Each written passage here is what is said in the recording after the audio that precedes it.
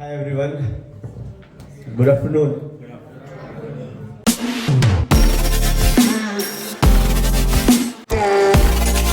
Speaker is like expert in the DevOps world, cloud-native space.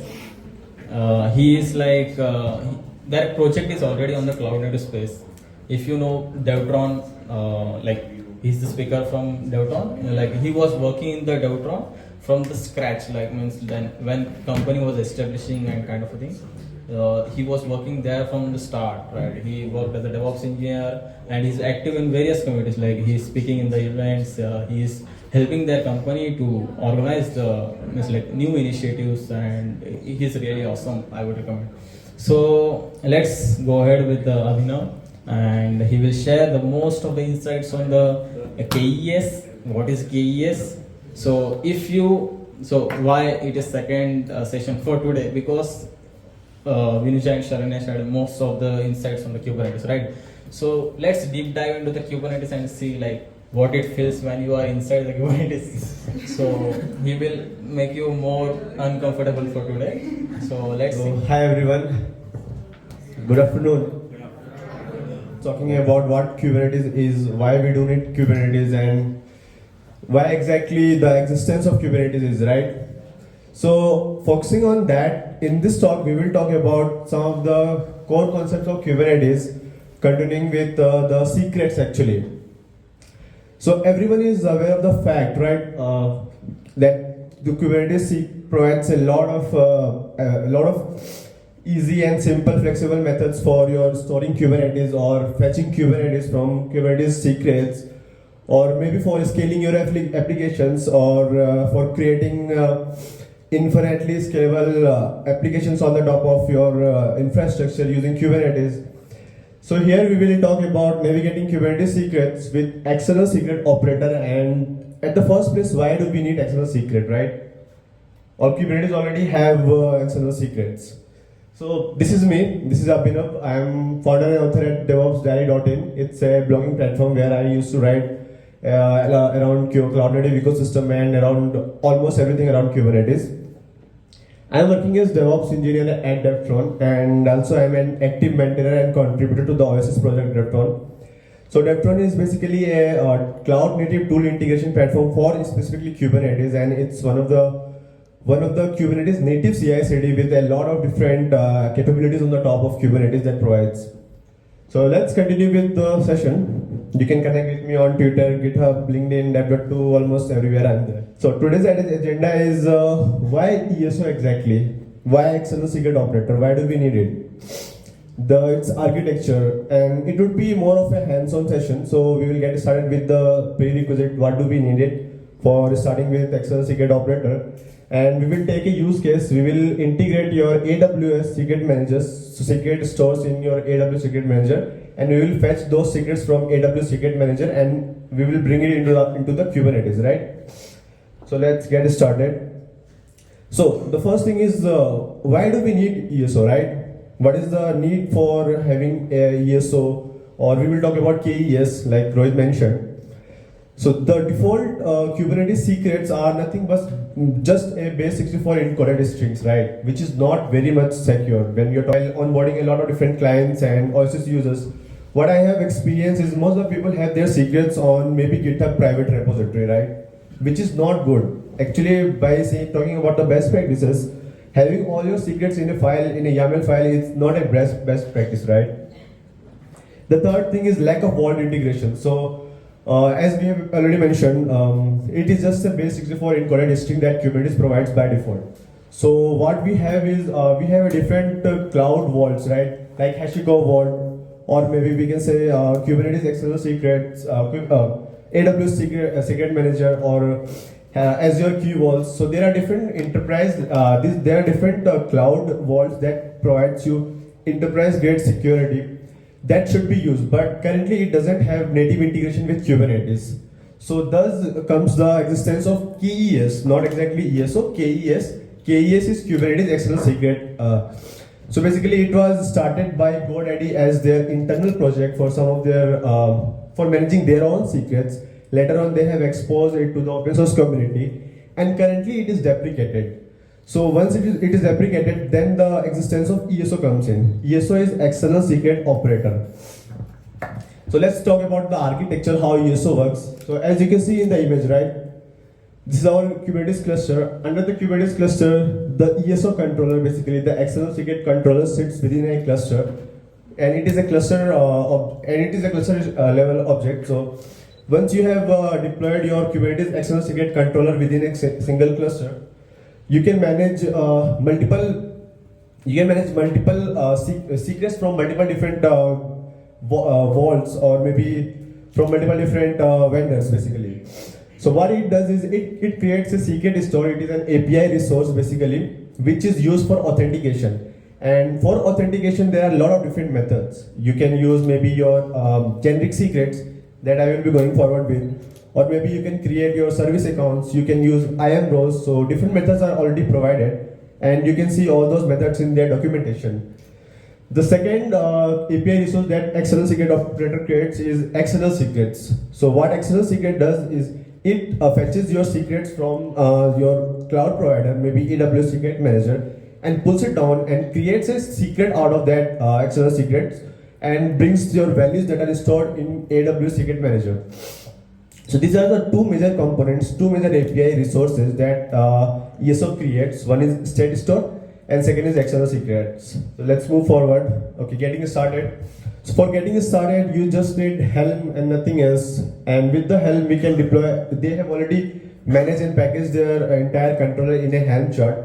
So with Helm, you can install the Helm chart controller in your Kubernetes cluster, and you can get started with onboarding your different secrets.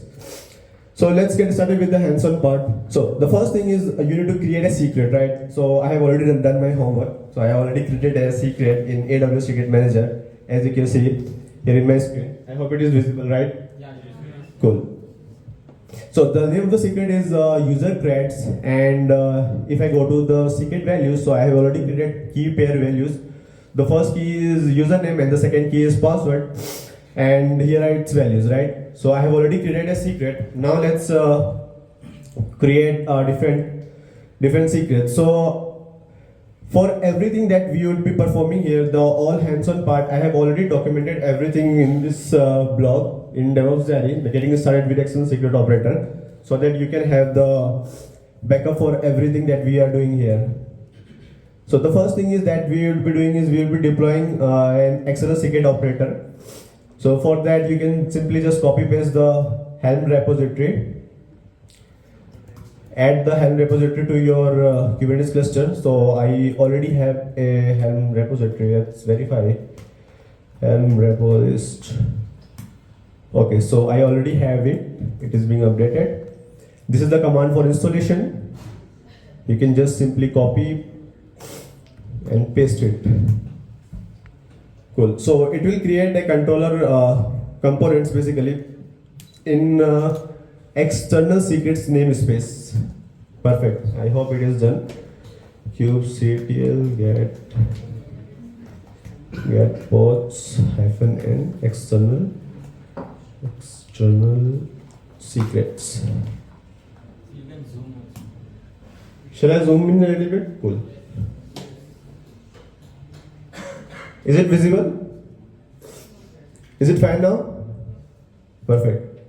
So it is still container creating state. Perfect. So our controller is up and running. All three pods are up and running of the controller, ESO controller. Now we can move ahead and we can create other API resources that is required for your communication with AWS Secret Manager. The first thing that we will be creating after deploying a controller is a generic secret. So as I already mentioned, there can be different methods of authentication, right? And for this demonstration, we are going with the generic secret, and we will create a generic secret. So I have already added my access key and secret access key. I hope I have done. Let me just verify. Yes, I have already added my access key. Perfect. The secret is being created. Let's just verify. kubectl get secrets -n external secrets. Cool. AWS SM secret is already being created here. So our secret is being created. Now we can create the state store API, a state store Kubernetes resource that would be using this secret for authenticating with my AWS account, right? So that is also I have provided in the same blog itself, so that you don't face much troubles. You can simply copy and paste this. And let me just take a couple of moments and explain this YAML. Can you see that YAML at the back? Let me zoom in a little bit. Is it visible now? Yes. Perfect. So basically, it is as you can see, the API resource. It is being provided by. It is being created by the ESO team. The kind is this secret store. Metadata I have already provided a name called CNCF Thane demo. Under the same namespace, that is external secrets. And by the way, you can also create secret store as a cluster object. So this is a namespace object that I am creating here, but you can also create it as a cluster object. Under specifications, you can provide different. You can have different providers. So in our case, as I mentioned, we are going with the AWS. So I have provided the provider as AWS. You can have it as a Vault or maybe as a Azure Key Vault. So whichever cloud provider you are going with, you can have that provider here. And the services secret managers, that is AWS Secret. The reason where I have created secret, let me just verify it. So my reason is not Virginia, it must be US East 1. Yes, it is US East 1. Cool. I provided the reason as well. For authentication, it is provided. For authentication, I have given the secret reference of my AWS SM secret that I have just created, right? And the key and value pair are already same that I have used here, access key and secret access key. So let me just copy paste this in my terminal and it will create a Kubernetes object, Kubernetes resource of secret store. Enter. Cool. Let me just verify once. kubectl get secret store and external secrets. External secrets. Cool. So our secret store is being created and its certificate is valid. Now, once your secret store is being created, you will have to create your external secret resource that would be basically fetching down the secrets. So let me explain the YAML for that as well. Cool. So here you can see the API version, it's externalsecret.io v1 beta 1. The kind is external secret. I'm not very much sure, but recently I have seen in the latest version of ESO, they are also providing external secrets as cluster object. I haven't experimented with that, but I have seen in the documentation recently. So that is also available as cluster object from now onwards, I guess. Again, the same thing, the metadata I have provided, the name spaces. Under specification, the refresh interval is for refreshing your secrets every time, so that you can use the concepts of key rotation, which is basically very much essential when you're talking about enterprise grade securities. So generally, big companies have this key rotation.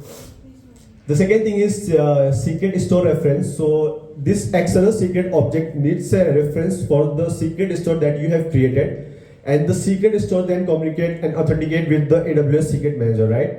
So we have provided the reference, the name of the secret store that we have created, the kind secret store. Target is basically the secret that it will create. So in the architecture I have mentioned, right? It will automatically create a secret for you, and it will fetch down your secrets that are stored within your AWS Secret Manager. So this is the name of that secret. So it would be creating a ESO-secret named secret under the namespace called external secrets. The creation policy is honor. Data is basically, under the data we are providing all the details basically that we want to fetch from AWS Secret Manager. The first thing is secret key. So it is for the reference. For example, let's say we are building your application, right? And maybe you have mounted a secret, as environment variables, right? So the environment variable names, you must be providing some names for environment variables, right? So that credentials here is that secret key. Remote reference are basically your secrets that are present in your AWS Secret Manager. The key is the name of the secret, user-creates. Let me just show you. The user-creates, it is the key. And property is the key of your secret that you have created, the key value pair that we have created, right? So here if I show you, username is that secret key, right? The secret that we have created. Cool. So let me just copy paste and create external secret object as well. Copy it, paste it. Cool. So it has created our external secret. Let me verify it. kubectl get external secret -n external secrets. Okay, so our secret is being created and secret is synced as well. Now it must have created a secret named ESO-secret that we were talking about, right?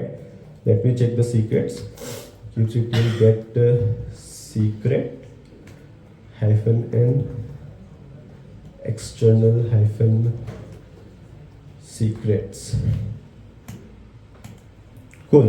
So it has created a secret called ESO-secret, right? That we were talking about. So now let's verify if we have our data, if it has brought the values that we have in AWS Secret Manager or not. So for that also I have created a command and I must have given in the blog. Cool. Let me just copy paste and check if we got the values. Perfect. So can you see that this Abhinav username, right? It is visible, right? Cool. If I show you the value here, the value for username is Abhinav, right? So we have successfully got our secret from AWS Secret Manager and fetched it in our Kubernetes secrets, right? Now you can use this secret in any way that you want to. In the traditional methods that you use secret, right? Maybe in your deployment template you can provide the secret reference for this secret that you have created, and you are ready to use your secrets, which is highly protected and ready for your enterprise grade securities, right? There can be a lot of different things.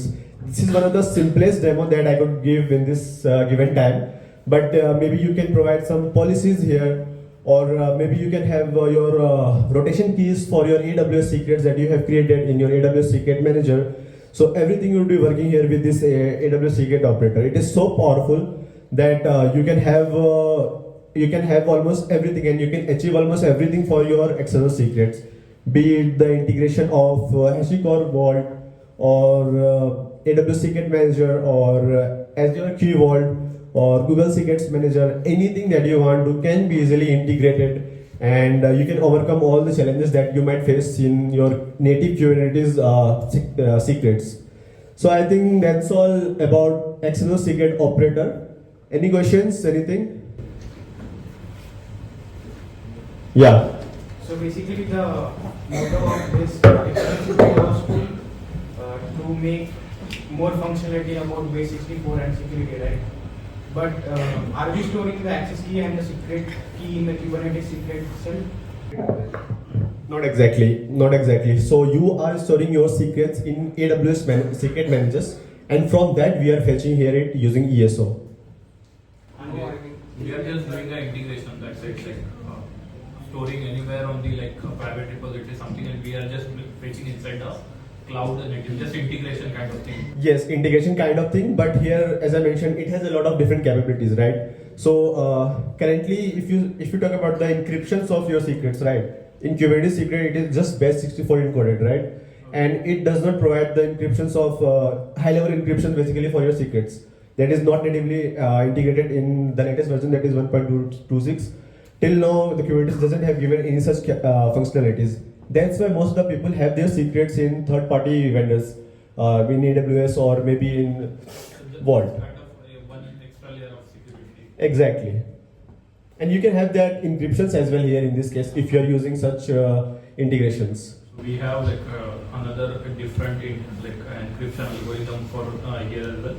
Apart from base 64, it's a part of by the time you are encoding in the normal Kubernetes with Kubernetes secrets, right? Yes. So do we have any algorithm which we are using in ESO as a part of by after fetching the kind of thing?